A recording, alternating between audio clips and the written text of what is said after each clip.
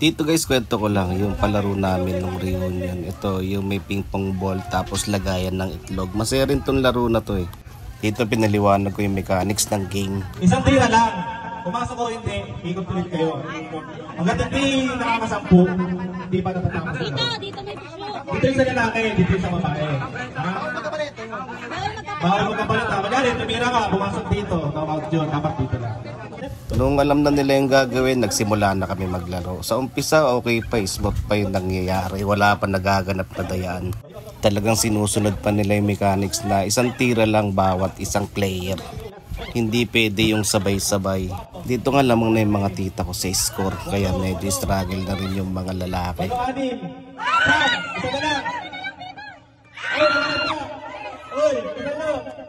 Wala!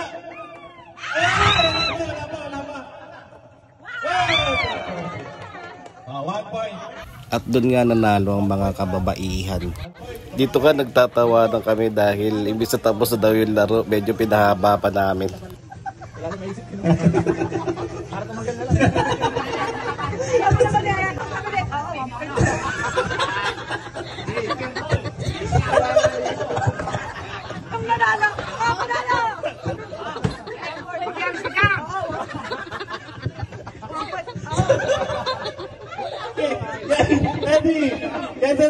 Dito nagsimula na yung round 2 ng laro. Tignan natin kung anong mangyayari. Sa umpisa ng round 2, medyo okay pa yung nangyayari. Unti-unti medyo gumugulo na. Kung papapansin nyo, lahat sila may hawak na kagad na bola. Dapat kapag turn mo pa lang, dun ka palang pupulot at babato ng bola. Pero sila lahat halos may hawak na. Tignan nyo tong tita ko, tumira na tapos titira pa ulit. Dapat iikot na siya ulit sa likod.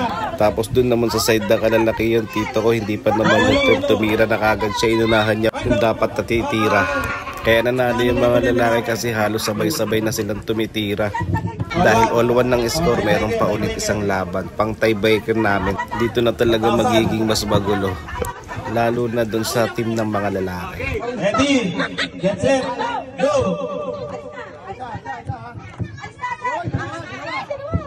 Tatlo! Tatlo, apat! Tatlo! Tatlo!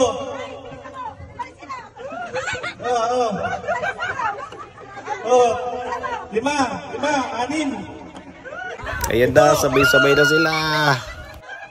At dahil sabay-sabay na sila tumitira, pinost namin muna yung game. Pero kahit magulo, makikita mo sa kanila, nag-e-enjoy at masaya sila. Para sila mga bata. Pag-ayay!